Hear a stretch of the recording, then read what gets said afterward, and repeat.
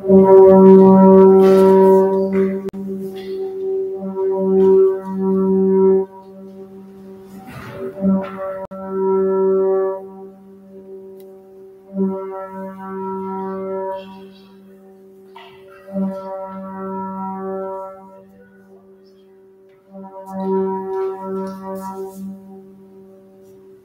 check, sound check.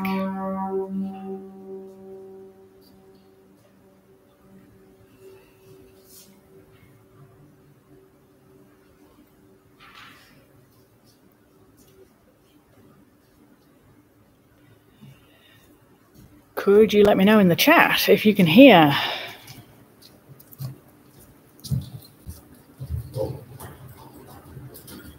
Beautiful. All right.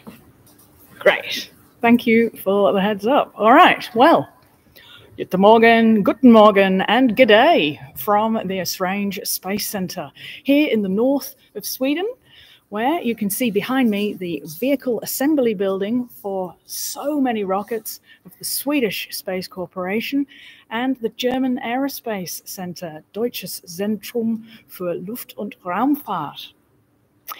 We are joined here today by the DLR operations team. Those are the people you can see behind me. And we're at the nail-biting stages of T-minus 28 minutes or so. And things are getting pretty exciting. You may have heard the siren just then. That's announcing that all of the people are departing the launch tower and the launch pad because we need to get far away from that rocket before it's lit. We don't want to be nearby when that thing goes up.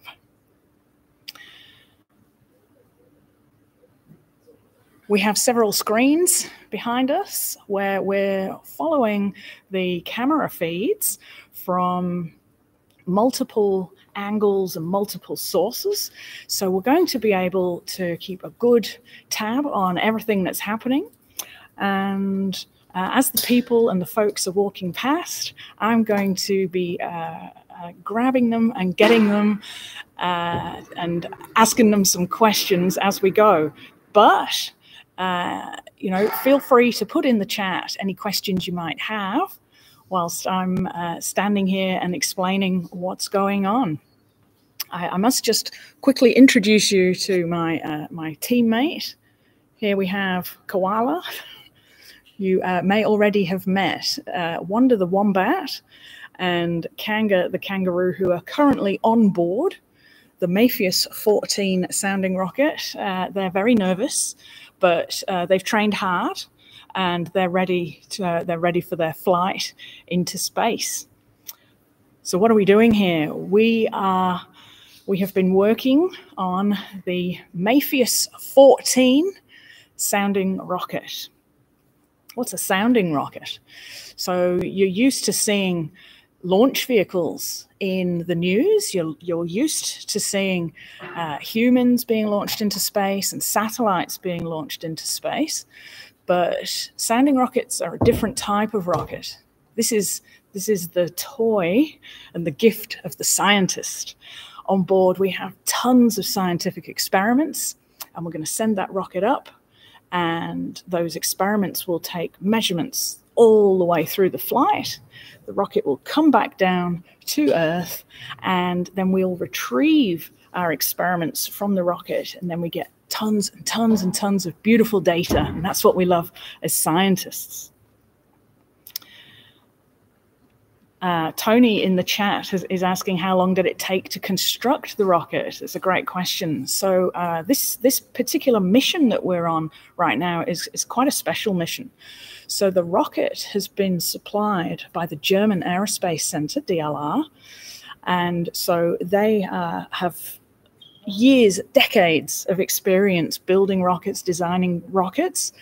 And so this MAPHEUS rocket has flown many times. And it's also modular. So if you Google the rocket itself, the MAPHEUS rocket, you'll see that it's in sections. And those different sections are different experiments. And this modular design means that you can custom build the rocket depending on the experiments that you want to launch. So it's really versatile and it's really flexible. We're here in Sweden, not Germany, because we're in the home of the Swedish Space Corporation. So the Esrange Space Center is up in the Arctic Circle of Sweden, and this gives us a beautiful launch site where, when we launch the rocket up and it comes back down again, it's not going to land in a highly populated area. This is very important. You don't want a rocket landing through the roof of your house. So we're up here in the Arctic Circle, or Lapland if you prefer. Up here in the north of Sweden, we're very close to the Norwegian border and the Finnish border. So it's where the 3 Scandinavian countries all meet, up at the top of Lapland. And we have what's called a very large envelope, which is where the rocket might land. So we plot out very carefully the launch point and all of the possible landing spots after it's launched. And that depends on quite a number of things, which I'll talk about in a bit. But great question, thank you. And another question on the rocket, what's it made of? Yeah, another great question. So it's a pretty simple construction. So there's not tons and tons of layers or anything.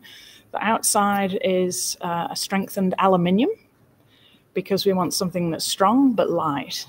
Every kilogram of mass on that rocket has to be launched, and the heavier it is, the more fuel it will use, and that means that it will reduce how high we'll get ultimately with the apogee. For those of you who enjoy your equations, essentially this rocket will go up and it will follow a parabolic trajectory, go up like that and come back down again. So this is essentially projectile physics, and that projectile could go in any direction depending on the wind speeds of the day, the wind speeds at the different levels, and of course what the rocket's made of. So there's a very lengthy process goes into kind of making sure that the rocket is balanced to begin with, and making sure that the center of gravity is very well characterized. And this can be tricky when the different experiments have, mass distributed unevenly amongst them. But great question. And how long did it take? We'll have to grab one of the DLR guys and ask them that question about how long it took. But yeah, this mission has been in the planning for over a year, for sure. All right, Tom Muller, greetings. Nice to see you in the chat. Can I confirm how many Australian payloads there are in this launch? So we have the ResearchSat Australian payload on board, and they are a startup company from Adelaide. They have been providing sounding rocket payloads for a number of years now. So RMIT flew with them in November 22 on a MESA sounding rocket launch from this very site. And they're now currently in the ECHO version of their biological payload chamber. And on board is an Adelaide company who are flying their biological samples.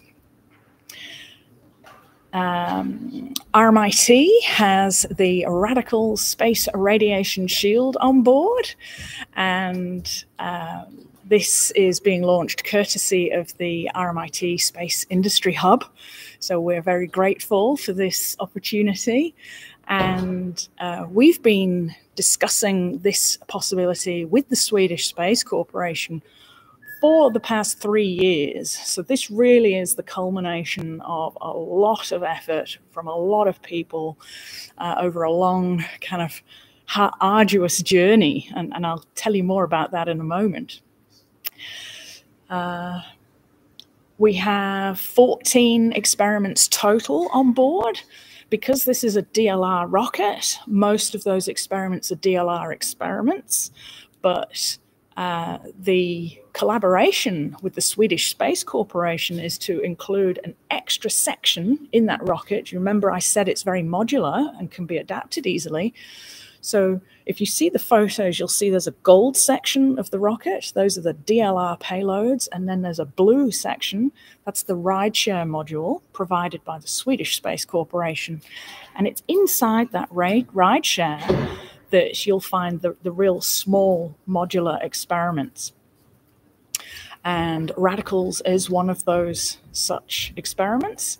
It's what's called a 1U in shape, and that means it's 10 centimeters by 10 centimeters by 10 centimeters, very small, and mustn't weigh more than 1 kilogram. So that's the Radicals payload, and the ResearchSat Australian payload is also 1U, and there's a couple of 2U, so that's 20 centimeters by 10 by 10. They're also in there, and there's about 6 experiments in there from different countries. We've got Spain represented here, France, Greece, a couple of other countries. The photo that I had for the thumbnail of this stream was actually all of the flags that are up of the nationalities of the people who are here. So it was very touching to see that Australian flag flying from the Esrange Space Centre. All right. Yeah, nice, Tom. Message here. Sylvia has her whole family watching, and she's very proud of what we're doing here. I'm answering your son's questions. Excellent. Very good. Was it really expensive, and how much did it cost? Well, that's classified.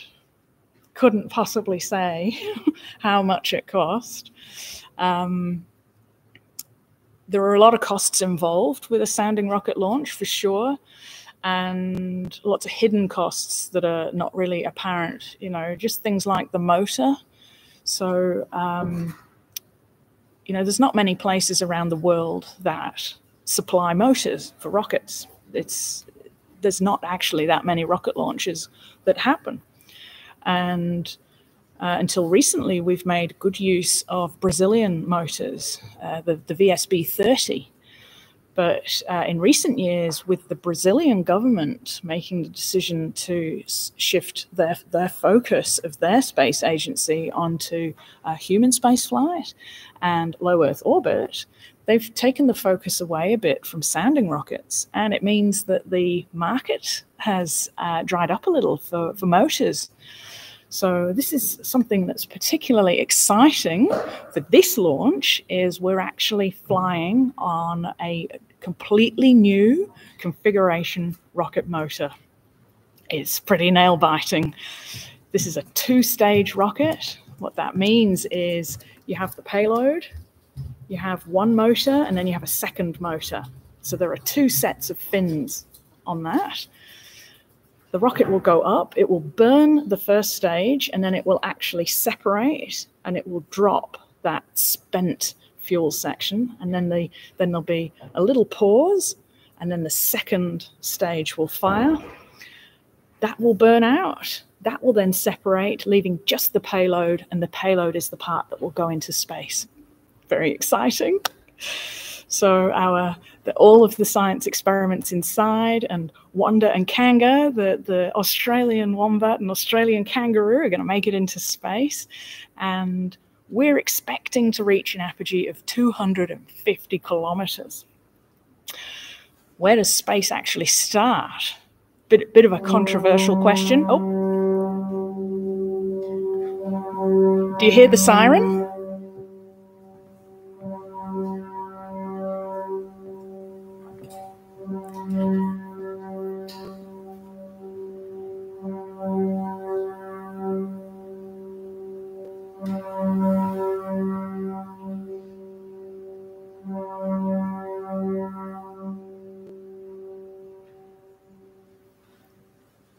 Can you hear the siren on the... Great.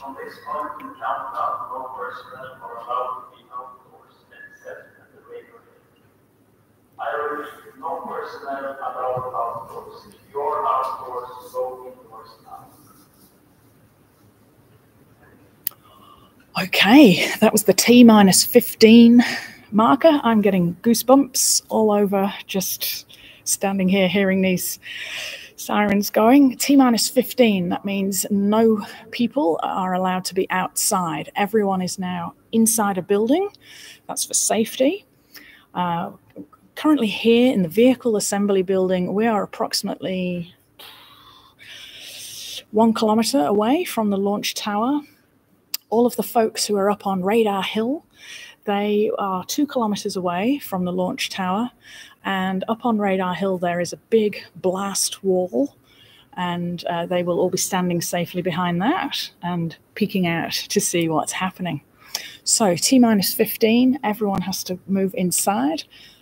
It's a critical stage of operations now.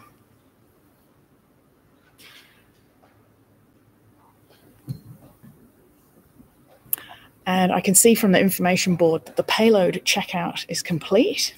What that means is that there has been a communications check with every single experiment that's on the rocket. A signal has been sent to each experiment, each payload, and that signal has come back with a reading nominal. Now, nominal might sound like a pretty word, but in space missions, nominal is absolutely the word you want to hear. Nominal means good. Nominal means everything is operating exactly as it should do. That's what you want. All right, Kelly, you could hear the siren. That's very cool. I think I answered the question. All right, great question. All right, do you need a passport to go into space since you're technically leaving the country? Tony, that's a great question. One of my former jobs was training astronauts at the European Astronaut Centre, and this was a question that I had to ask the astronauts, and in fact they don't. They leave their passport behind. Why? Well, the astronauts launch into space from a location, let's say America or Russia, wherever. And they go up to space and they come back, but something goes wrong with the re-entry and they end up landing in a completely different country than the one they took off on. Their passport won't be stamped for the right country. So they actually leave their passport with their flight buddy, who's their kind of crew on the ground, who is their special person who handles all of the personal details for someone in space, and they have the passport. So it's their job to find the astronaut when they land back on Earth and hand them their passport so that they can get home. Noah is asking how long, stand by.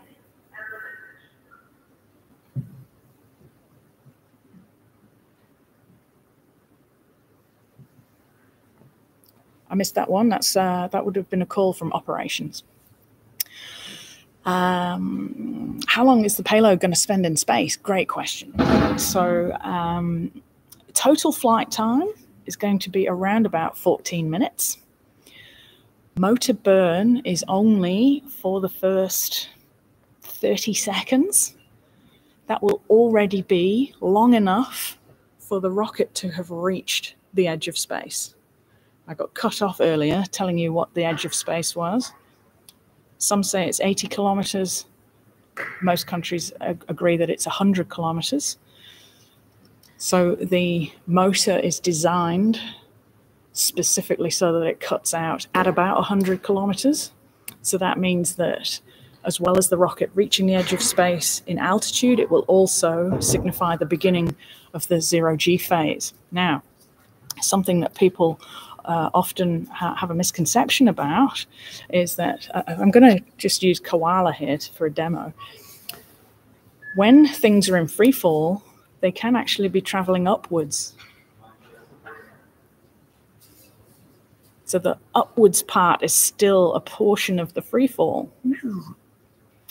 So that free fall period is actually all of the bit over the top of the parabola. And that 0G section will last for about 6 to 8 minutes. And then the rocket has to make its arduous journey back through the Earth's atmosphere. So it's going to get very hot, and it will actually need to be turned slightly to manage the heat dissipation as it's coming back. Now, hold on to your hats for a few fun stats on if it only takes about a minute to do 100 kilometers, do a bit of a calculation and figure out how fast that thing's going. That rocket is going to pull 50 Gs, 50 times the force of gravity on liftoff. That's really, really fast. Very powerful and a lot of thrust. This is why you don't want to be nearby when this thing goes up. When it's traveling through space, it's going to slow right down. When it gets to the top, or the apogee, when it gets to the top of its path, it will actually have a velocity of 0. For a split second, it will stop, and then it'll start building up its speed again, and it will adopt what's called a ballistic trajectory, which is just falling to Earth. And then it starts getting faster, faster, faster. And then re-entry is going to be around about 20 to 30 Gs. So not as extreme as liftoff, but still pretty extreme. Now, that's what the rocket deals with, or the payload section of the rocket. Fortunately, all of our experiments stay inside for the whole flight. They're not being ejected at any point. They're not being put into orbit. All of the things stay inside that payload section of the rocket, and the whole thing comes back down. It's not going to splash down in the ocean. It's going to land here on ground, safely under a parachute, and we'll go and collect it after launch. All right. Yeah, so that was a great question from Noah. Okay, Broken Burrito is asking, does the weight of Wanda the wombat and Kanga the kangaroo need to be accounted for, even though it's a small amount?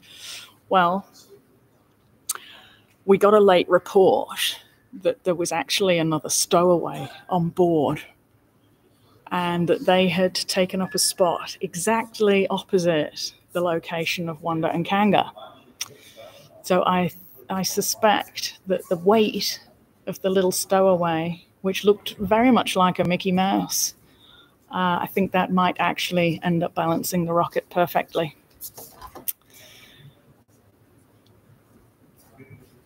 All right. Hi, Rick. Tony, upon re-entry, how much force does the rocket land at? So, if the rocket didn't have a parachute, it would hit the ground with a huge amount of force. It would bury itself into the ground, and we probably wouldn't get it out. Thankfully, we're not going to do that. We're going to do this properly, and shortly after the payload section re-enters the Earth's atmosphere, the parachute will be deployed, and the payload will land safely under this very, very large parachute. So the parachute is approximately 16 meters, in diameter. So it's a huge parachute, because we do not want that thing to crash at all. We don't want to lose our experiments. We want it to land safely. It's a great question, Tony.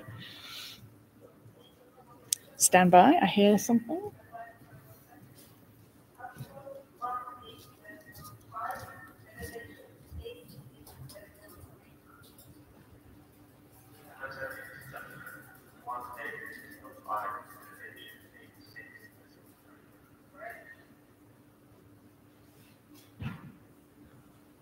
Okay. Oh, more goosebumps. Okay, we're at T-minus 5 minutes now. There are some screens behind me. You probably can't see them and may not even be allowed to see them. But it looks like they've opened up the tower, the top of the tower. If you Google pictures of the Esrange Space Center, you'll see a conical tower with a blue tube on it. That's where we're launching out of that. And it looks like they've opened the top because I can see the daylight on the camera feeds. So these are GoPros that have been attached to the sides of the rockets. Okay, next, let's look at some more questions. Do we know approximately how much fuel will be used in the phases? We know exactly how much fuel will be used. These are 2 solid rocket propellants, and for the 2 separate motors, we've got a red kite motor, very exciting, very new motor, and we also have a secondary motor. And Hamish is asking, do we have any idea of roughly where it's going to land? Yes, we can predict where it's going to land, assuming we get a good weather forecast and the winds are predictable, we can predict it within 5 kilometers. So what will happen is when the payload comes back down to Earth and lands, we'll send a helicopter out. So we have a rescue team, and they will go out, put a harness onto the payload, and just bring it back to the site here. And it will come through. I'll just turn the view slightly. It will be brought back through that humongous door there, because we are here in the vehicle assembly building at the Esrange Space Center. All right. Did Wonder, Kanga, and the Stowaway need their own payload permits?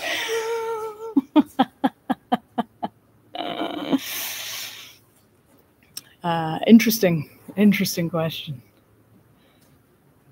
Karen is asking, are we planning on showing the launch here, or shall I pop the SSC live stream link in the chat? That is a great question. Thank you, Karen. So I will have to end the stream very soon. We are currently at T-minus 2 minutes and 30 seconds. So about 1 minute before, I'm going to cut this stream. We'll switch to the Swedish Space Corporation stream, where you can watch the rocket launch. That will be a silent stream. And then after that, I'm going to come back on and explain to you the next stages of the process.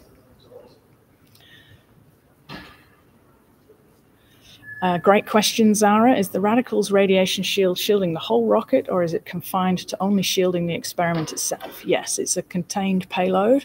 So this is just a test of the technology, and it's just shielding itself at this stage. The advice for people studying space science, we'll get onto that in the second half of the stream after the launch. Let's have a look at the countdown timer.